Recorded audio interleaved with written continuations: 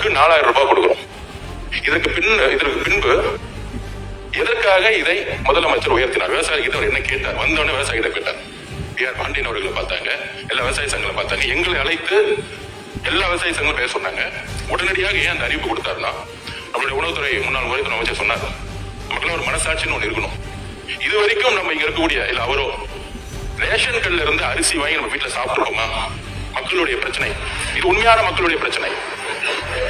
பெரும்பாலும் முதல்வருடைய கவனத்திற்கு வந்தது இலவசமாக கொடுக்கக்கூடிய அரிசி மக்கள் வீட்டுல சாப்பிட முடியாத அளவுக்கு தரம் குறைந்திருக்கு. அதற்கு உடனடியாக முதலமைச்சர் சொன்னார், உடனடியாக 2750 சன்னரக நெல்லுக்கு விலை ஏற்றுவோம். அந்த நெல் அதிகமாக உற்பத்தி படும் பொழுது அந்த நெல்ல மக்களுக்கு கொடுங்கன்னு சொன்னதுக்காக இன்னைக்கு 2850 ரூபாய் ஏற்றிருக்காரு. இதை எதற்காக ஏற்றிருக்காருன்னு புரியணும். உணவுத்துறையில இப்ப இருக்க அரிசியோட நல்ல குவாலிட்டியான அரிசி கொடுக்கணும், சன்னரக அரிசி கொடுக்கறதுக்காக இந்த ஸ்கீமை கொண்டு வந்திருக்காரு. நம்பர் 1.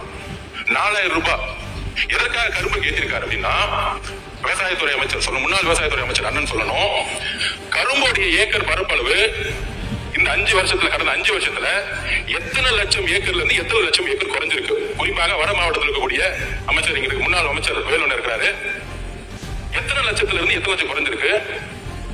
தரவுகள் தான் ரொம்ப பேசினாரு. அண்ணன் முடிஞ்ச நீங்க தரவு சொல்லுங்க, எங்கிட்ட தகவல் இருக்கு, அவருக்கு வாய்ப்பு கொடுங்க. 100% இருந்து 30% குறைஞ்சிருக்கு கரும்புடைய சாகுபடி. எல்லா ஃபேக்டரிஸும் மூடி இருக்காங்க.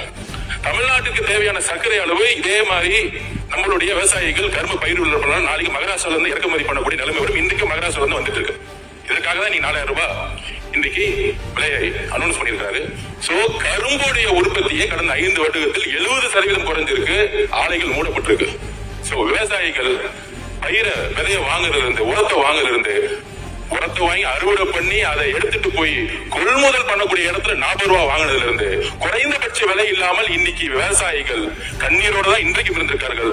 உறுதியாக நாங்கள் சொல்றோம், இந்த ஆட்சி 5 வருடம் விவசாயிகளோட பொற்கால ஆட்சியாக எங்களுடைய முதலமைச்சர் உருவாக சொன்னதை செய்வார்.